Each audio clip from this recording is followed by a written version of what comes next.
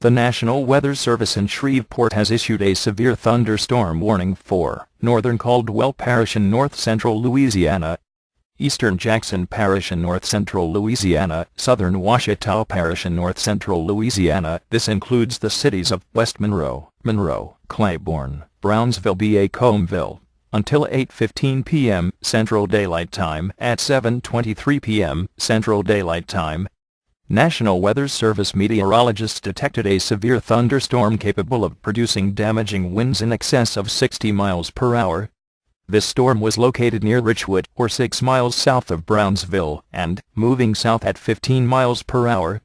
Precautionary/preparedness actions. In addition to damaging winds, continuous cloud-to-ground lightning is occurring with a storm. Move indoors immediately. Lightning is one of nature's #1 killers. Remember, if you can hear thunder, you are close enough to be struck by lightning.